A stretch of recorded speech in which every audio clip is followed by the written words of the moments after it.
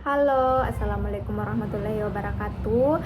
Perkenalkan, nama saya Munassirah Suling Allah.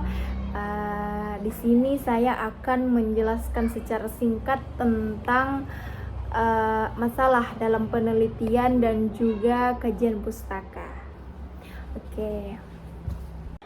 Oke, yang pertama itu ada pengertian masalah. Nah, masalah ini adalah kendala atau persoalan yang akan dipecahkan supaya kita bisa mendapatkan hasil sesuai dengan keinginannya kita. Nah, di sini juga ada menurut beberapa ahli. Yang pertama itu menurut Johan Dewey dan juga Kimberly Ger yang dikutip oleh Sukardi. Ada 3. Yang pertama itu permasalahan diartikan sebagai suatu yang menghalangi tercapainya tujuan. Yang kedua, permasalahan adalah suatu yang dijadikan target yang telah ditetapkan oleh peneliti. Tetapi karena suatu hal target tidak dapat tercapai. Yang ketiga atau yang terakhir itu ada permasalahan adalah jarak antara suatu yang diharapkan dengan suatu kenyataan yang ada. Seperti itu. Nah, selain menurut yang telah saya sebutkan tadi, di sini juga ada yang menurut Fisher 1983. Ada 3 juga. Yang pertama itu suatu kesulitan yang dirasakan oleh seseorang. Yang kedua itu suatu perasaan yang tidak menyenangkan seseorang atas fenomena yang terjadi. Dan yang ketiga itu ada suatu ketidaksesuaian atau penyimpangan yang dirasakan atas apa yang seharusnya dan apa yang ada atau apa yang akan terjadi. Itu. Nah, selanjutnya itu ada identifikasi masalah. Nah, sebelum kita memecahkan satu masalah, kita harus mengidentifikasi permasalahan terlebih dahulu, seperti apa permasalahannya sebelum kita memecahkan masalah tersebut. Nah, ada juga menurut Sugiono 1999, ia mengatakan bahwa masalah merupakan suatu kegiatan mencari masalah yang sekiranya dapat dicarikan jawabannya melalui penelitian. Jadi beliau mengatakan bahwa kita bisa memecahkan suatu masalah dengan cara melakukan suatu penelitian agar kita bisa memecahkan sebuah masalahnya. Seperti itu. Selanjutnya ada bentuk identifikasi masalah. Di sini kita mengidentifikasi seperti apa permasalahannya yang akan kita pecahkan. Seperti itu.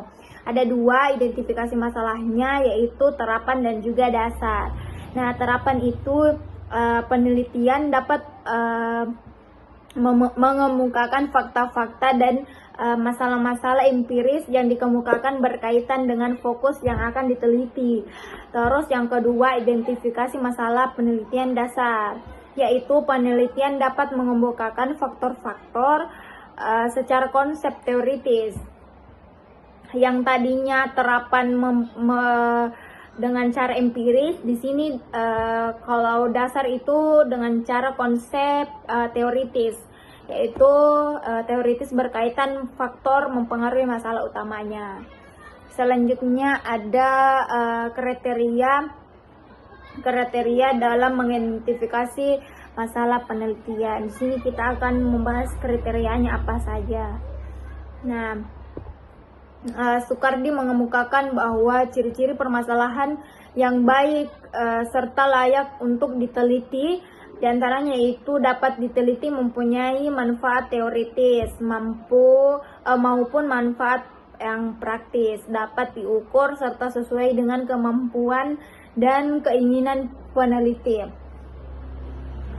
Nah, selain menurut Sukardi, di sini juga menurut Muhammad Moh Kasiram, ia mengatakan bahwa masalah dapat dibedakan menjadi beberapa macam, yaitu masalah deskriptif, korelatif, analitis atau kausal, masalah fungsional, Dan yang terakhir itu asosiatif. Selanjutnya ada menurut Suharimi Arikunto 1999, yang dimana dikutip oleh Denny Dermawan bahwa permasalahan penelitian yang baik perlu mempertimbangkan beberapa hal-hal. Nah, hal-hal ini tuh seperti permasalahan tersebut harus sesuai dengan bidang ilmu yang sudah atau sedang dialami. Ya, permasalahan yang dipilih juga harus sesuai dengan yang minat dari calon yang akan meneliti permasalahannya. Dan yang ketiga itu ada permasalahan yang dipilih harus penting dalam arti mempunyai kemanfaatan yang secara luas. Nah, sebelum kita melakukan sebuah penelitian, ada juga beberapa kriteria yang harus diperhatikan sebelum kita mengidentifikasi sebuah masalah. Kriterianya itu seperti masalah menyatakan dua atau lebih variabel. Yang kedua itu masalah dinyatakan atau dirumuskan secara jelas dan tidak ambigu masalah tersebut. Yang ketiga itu masalah dapat didukung dengan data empiris. Selanjutnya itu yang keempat, masalah tidak menyangkut moral dan etika. Selanjutnya sesuai dengan keinginan dan kemampuan peneliti. Jadi jika masalah tersebut tidak mampu dipecahkan oleh peneliti, sebaiknya disarankan tidak melakukan penelitian tersebut. Yang terakhir itu dapat bermanfaat bagi peneliti dan masyarakat. Selain bermanfaat bagi yang mempunyai masalah, sebaiknya juga masalah yang akan diteliti, masalah yang akan dipecahkan ini mempunyai manfaat bukan hanya di satu orang, melainkan yang meneliti dan juga masyarakat. Nah, selanjutnya itu ada sumber memperoleh masalah. Nah, masalah penelitian secara umum bisa kita temukan lewat studi literatur atau penelitian lewat pengamatan lapangan. Nah, beberapa hal yang dijadikan sebagai sumber masalah seperti bacaan, penemuan ilmiah, pertanyaan pengamatan kekuasaan atau otoritas, wawancara atau angket, observasi atau pengamatan, pengalaman pribadi juga bisa kita mendapatkan sumber dari situ. Rasa ingin tahu, kita bisa mendapatkan suatu permasalahan dari situ. Selanjutnya itu ada pembatasan masalah. Pembatasan masalah itu usaha untuk menetapkan batasan dari masalah penelitian yang akan diteliti.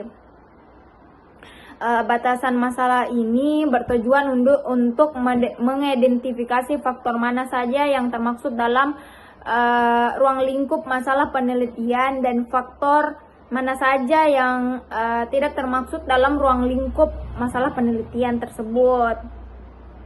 Nah, batasan masalah adalah ruang lingkup masalah atau pembatasan ruang lingkup masalah yang terlalu luas atau terlalu lebar sehingga penelitian lebih bisa fokus untuk dilakukan.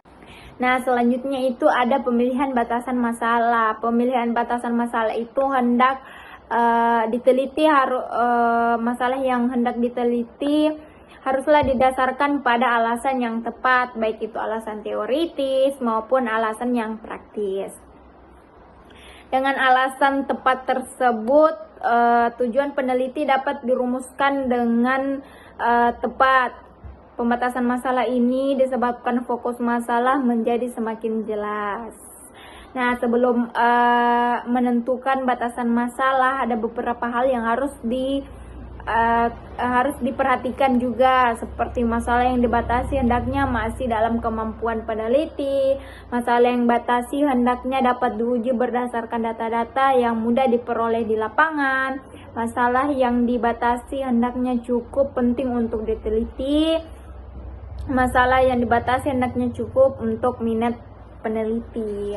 Nah, selanjutnya itu ada tujuan pembatasan masalah. Di sini ada tujuannya juga, yaitu pembatasan masalah dilakukan karena keterbatasan waktu peneliti yang diberikan sponsor dan atau peneliti, serta keterbatasan peneliti yang yang kemampuannya dan tenaga peneliti.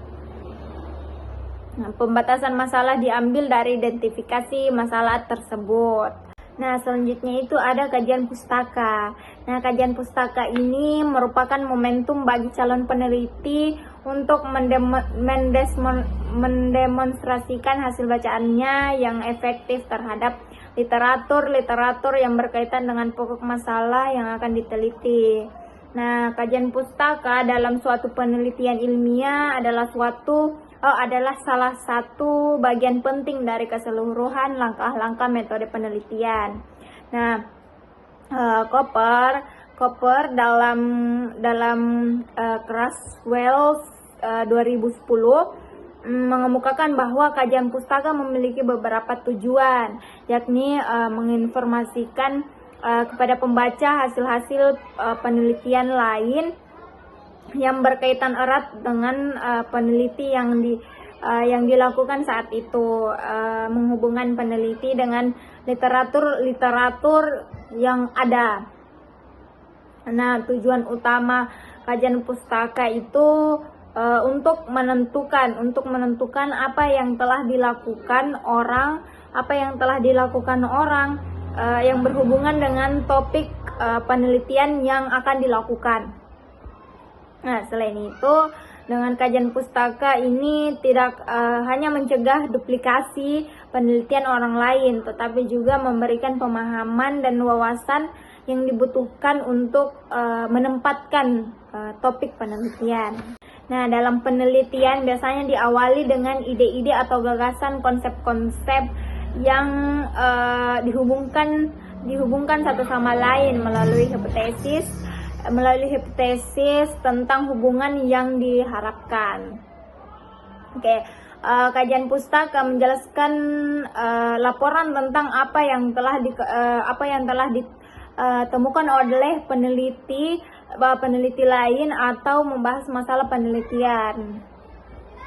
Selanjutnya itu ada fungsi kajian pustaka. Nah, fungsi kajian pustaka ini berfokus penelitian yang sedang dikerjakan perlu diulas melalui kajian pustaka yang dihasilkan.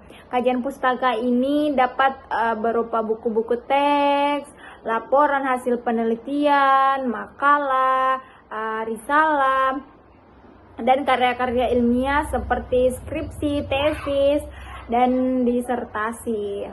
Seperti itu.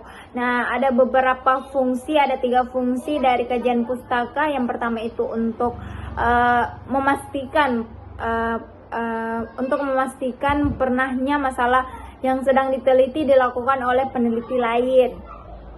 Yang kedua itu untuk mengetahui apakah masalah yang diteliti dikaiti secara komprehensif, lengkap, dan hasilnya memuaskan atau tidak. Yang ketiga itu ada untuk mengungkapkan kekhasan atau perbedaan masalah yang akan diteliti. Nah, selanjutnya ada kriteria pemilihan sumber pustaka. Ada juga beberapa kriterianya yang harus kita lihat, kita perhatikan. Yang pertama itu ketetapan isi dari sumber pustaka sesuai dengan peneliti yang dilaksanakan. Yang kedua itu ada kejelasan sumber pustaka harus mudah dipahami atau dimengerti oleh peneliti. Nah, yang ketiga itu ada empiris. Sumber pustaka itu berdasarkan pada kenyataan, bukan hasil imajinasi saja, bukan hasil dari imajinasi saja. Selanjutnya itu ada terorganisasi. Isi dari sumber pustaka harus terorganisasi dengan baik sehingga memudahkan peneliti untuk mencari informasi yang benar. Selanjutnya ada kemuntakhiran. Nah, sumber pustaka harus berdasarkan perkembangan terbaru dalam bidang up to date, seperti itu. Selanjutnya ada relevansi. Sumber pustaka berhubungan dengan penelitian. Nah, sumber pustaka ini juga berhubungan dengan penelitian, seperti itu. Selanjutnya ada meyakinkan sumber pustaka dapat menjadi acuan yang terpercaya bagi seorang peneliti. Nah, secara garis besar sumber bacaan ini dibedakan menjadi beberapa, yaitu referensi umum, sumber primer, sumber sekunder. Nah, sumber primer itu publikasi di mana seseorang melakukan penelitian kemudian diterbitkan, itu.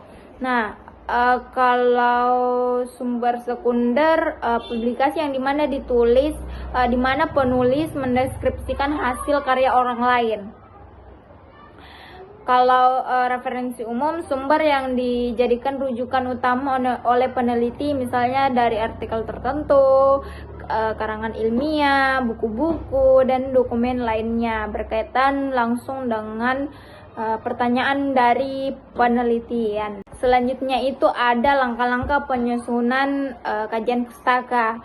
Untuk pendekatan kuantitatif, selain menyertakan sejumlah besaran teori dan konsep, pada bagian pendahuluan juga memperkenalkan masalah atau mengembangkan secara detail literatur dalam bagian khusus dengan judul seperti tinjauan pustaka. Nah, ada beberapa sistematis dari langkah-langkah melakukan kajian pustaka menurut Donald Ari dan Criswell.